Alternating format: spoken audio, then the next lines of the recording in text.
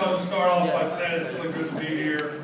Glad we was able to bring our team over to participate in this game against Houston.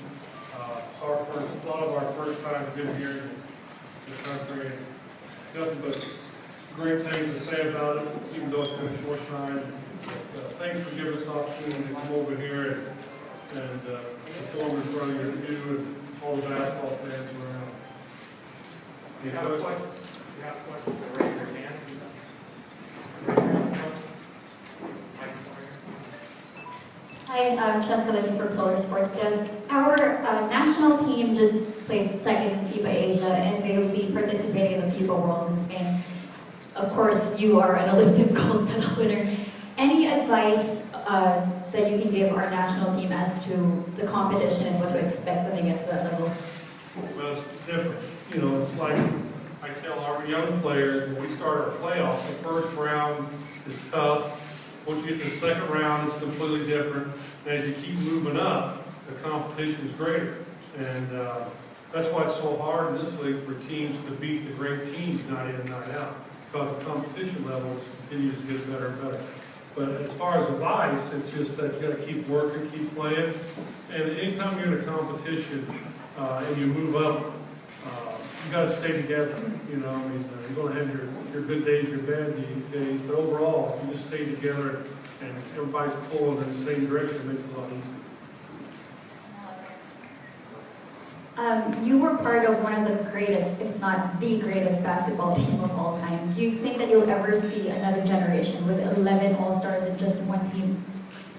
Well, they've tried to duplicate that over the years. You're talking about the Dream Team, right? But on the Dream Team, there's some very special players, guys that were along in their careers. We had some younger guys coming in. And honestly, everybody thinks that Jordan is the best player ever, so he's able to play with him and Magic Johnson. I don't know. There's a lot of talent. In '92, we was first as pros to play in the Olympics, which is a great honor. Anytime you represent your country. But going in, we knew that we was probably going to win. And what we did, we stuck together, took care of business, and moved on. Thank you so much.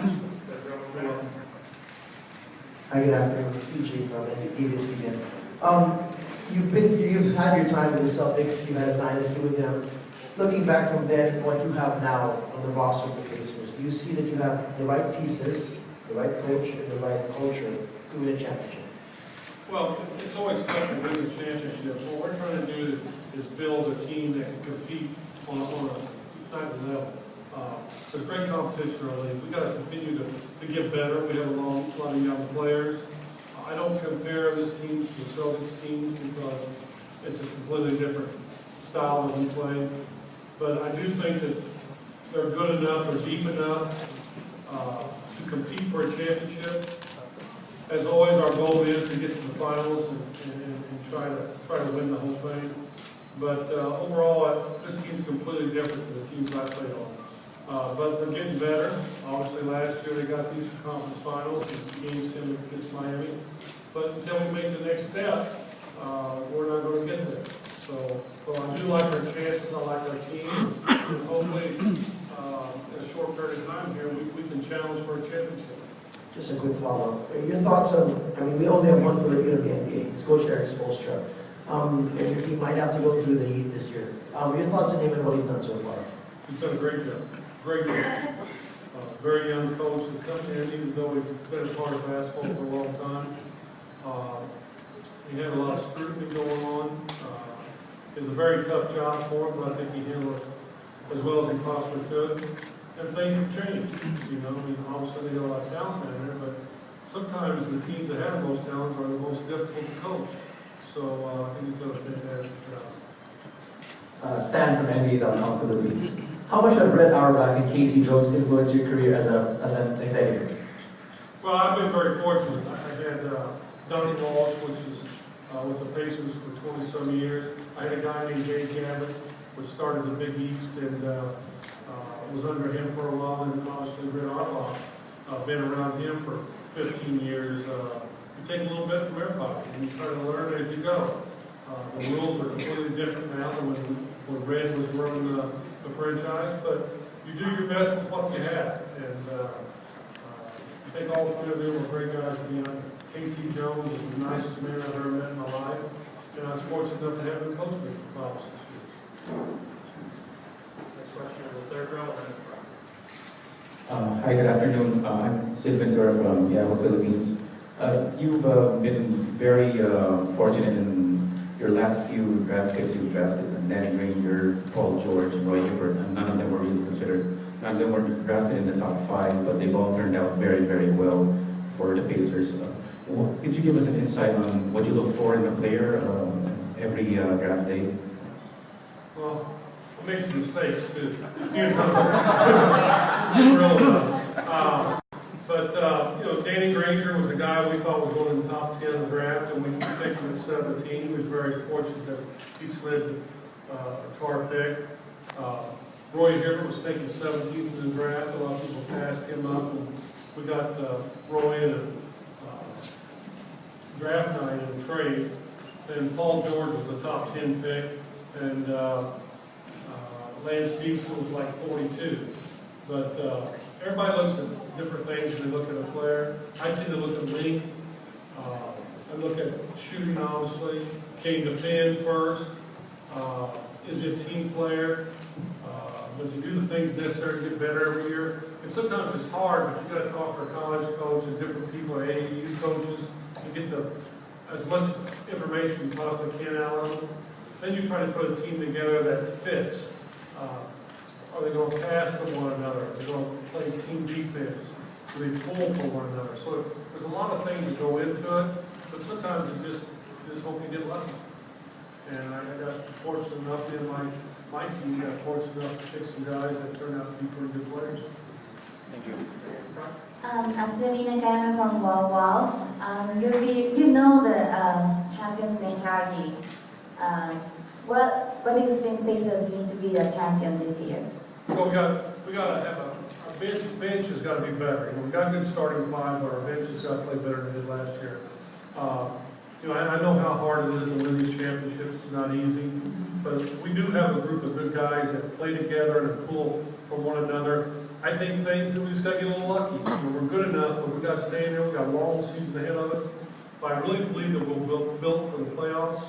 And when the playoffs come, we're going to be ready because they're going to be challenges to face us. So Eastern Conference is going to be a very powerful conference, especially this year, Chicago Bulls and Nets and Heat. Yeah, it's not easy out there. Yeah, You know. but what do you think about it? But Chicago got Derek back from surgery, and obviously the Brooklyn Nets, the New York Knicks, and they're all there. You know, Miami. But it's a challenge. No question about it. And it's a team that gets lucky and stays healthy and plays together. Right now, Miami Heat are the best team. They've won 2 championships in a row, been in the finals 3 years in a row. And until somebody beats them, they're still the best team. Mr. Legend, let's take a quick back travel to time. You represent something very special. You were near perfection when you played. You played your guts out. You just laid all out on the line, day in, day out. I saw you practicing with David West, teaching him the bump and the delay and the fall away.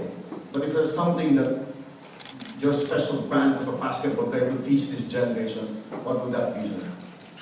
Well, I think patience is the big thing. A lot of my guys work very hard in all seasons. The problem I have with guys that work hard are they work on the right things. You know, a lot of players today will go out and they'll shoot 500 three-point shots. And they can't believe that when I practice, I never shot 3 points. I always thought the mid-range game was the most important part of the game because, you want to get the ball as close as you can to the rim to score. So layups obviously is what you want all the time. But I always thought the mid-range game is what I need to work on more than 3-point shooting. So I try to tell my guys in the summer, don't work on 3 points. Work on the mid-range games, in the mid-range game. So if they can do that on a consistent basis, they will get better. But I just think that a lot of these players don't work on the things they need to work on. So when a player asks me a question, David or someone, I try to help them the way I did. It might not work now because it's been 20-some years. But These guys will do whatever we ask them to do, and they want to get better. And I just hope they do the right things to improve their game as they go along. Thank you so much. Thank you. Same side. Good afternoon, Mr. Burt, welcome to Manila. My name is Rick Olivares from Business Mirror. When you talk about global brands, Lakers, Celtics, the Heat have become global brands. Do you think that this is a step in the right direction for Indiana to increase its profile and awareness for NBA fans all over the world? Sure it is. This is great. You know, anytime we get out from Indiana and you get more recognition, obviously the further you go in the playoffs, more people watch you. So this is great for us to be. Believe me, this is not something we did not want to do. We wanted to do this. We have a brand, and we want everyone around the country, whether they like us as a team or not, at least they know who we are. Larry, I'm Naveen from Solar Entertainment. Over the summer, you guys added a couple of off-season acquisitions like C.J. Watson, Chris Copeland, Luis Scola, to name a few. Could you tell us what made you and your team decide to go after those guys? And are the Pacers done adding players, or are you guys planning to add a couple more as the season goes by? Well, I think we're pretty well set where we're at now. But last year, after looking at the performance of our bench, I thought that a lot of games that they hurt us by not being able to score the basketball. So obviously, this year we went out and we was fortunate enough to get CJ first. Great backup point guard, had some experience in the league. And then when we got Chris Copeland from New York, we all know that Chris is a dead-eye shooter. He can score points in a hurry. Then obviously Luis Scola. Everybody knows Luis Scola and what he brings to the table. He's a little bit older now, but for what we need, he's perfect. It's just 3 moves that we made, we think is going to make us stronger. And if we're going to compete at a high level, our bench has got to give us more than it did last year. Last question. Do you think the Pacers right now are the deepest team in the Eastern Conference? Well, I hope so, but you never know. Looks good on paper, but we'll see what happens. Thank you. Thank you. Next question over there, standing left. Sir Larry, where do you feel the most pressure? Being a player Pressure, I don't know what that is. or whether the player is Obviously, ahead you've of never seen me play.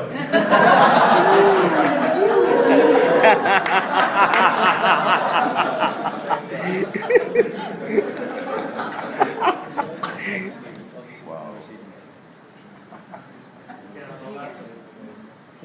Hi, Mr. Bird. I'm Chigiro Okuda with TV5. There's the physical aspect of the game, there's a mental aspect of the game, and this thing called the basketball IQ has been talked about of late. Can we get your take on that? What the difference is as far as you're concerned, and what is more important? Well, the physical part is just getting out there and being able to, we call banging, hitting guys, just being strong enough to be able to handle the punishment, because these guys are big boys, and they run into you, it hurts.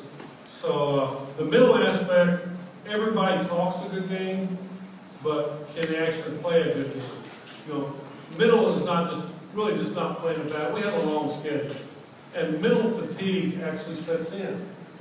Just like coming over here, we're on a 12-hour time difference. Now, we can use that excuse, or merely we prepare ourselves to play that game that night and put the middle fatigue away.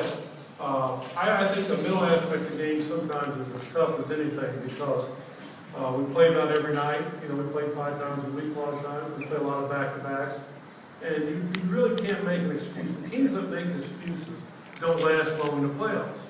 Everybody's going to have their injuries. Everybody's going to get beat up. They're going to be sore. It's just who can overcome the mental and the physical aspect of it. It's probably going to go far in the playoffs. And last one right here.